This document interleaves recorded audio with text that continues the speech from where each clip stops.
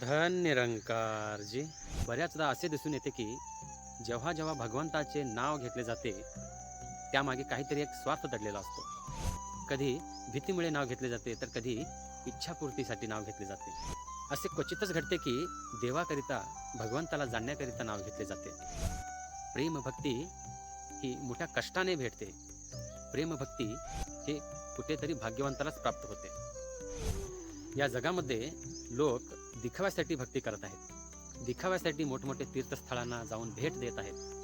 दिखाव्यासाठी अनेक धार्मिक कार्यक्रमामध्ये सहभाग घेऊन दानधर्म करत आहेत. ज्यांच्याकडे अफाट संपत्ती आहे, ज्यांच्याकडे अमूक धन आहे, ते अनेक मोठमोठ्या संस्थेना ते संपत्ती दान करत असतात. मोठमोठ्या सामाजिक कार्यांना ते पाठिंबा देत असतात. ज्यावेळेस जीवनामध्ये सद्गुरू आपल्यावर कृपा करून ज्ञानदृष्टी देतात त्यावेळेस परमात्म्याचा अंगसंग असण्याचा सहवासाचा अनुभव आपल्याला होऊ लागतो. तेव्हा मात्र आपल्याला भक्तीचा मार्ग उघडतो. प्रेमाने भक्ती करणारा हा श्रेष्ठ ज्ञानी ठरतो.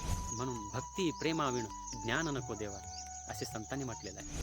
अनेक पंडितांना, अनेक ज्ञानी विद्वानांना भक्तीविना ते ज्ञान व्यर्थ आहे असे सांगितलेलं आहे. भक्ती प्रेम सुख नेणवे आणिका पंडिता वाचका आणिकासी.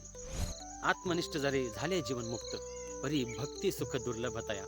भक्तीचा आनंद हे दुर्लभ आहे. ब्रह्मज्ञानी पुरुषांना सुद्धा भक्ती प्रेमाविण जे ज्ञान आहे ते अहंकाराला कारक ठरतो. म्हणून भक्ती आणि प्रेम असणारा ज्ञान संतांनी मागितलेलं आहे. आणि याच भक्तीने खऱ्या भगवंताला साध्य करता येते. संत सांगतात ज्यावेळेस परमात्म्याची खरी अनुभूती होते त्यावेळेस मात्र खरा प्रेम आपल्या भक्तीमध्ये जागृत होतो. प्रेमाचे हे नाते कुठल्या तरी स्वार्थ किंवा भीती किंवा कुठल्या तरी मागणीवर आधारित नसते. या प्रेमभक्तीला कुठल्याही कारणाची गरज नसते. प्रेमभक्ती ही एक अवस्था आहे. या जीवाचे त्या शिवासोबत ज्यावेळेस नाते जुडले जातात त्यावेळेस मात्र खरी प्रेम भक्ती निर्माण होते. धन निरंकार.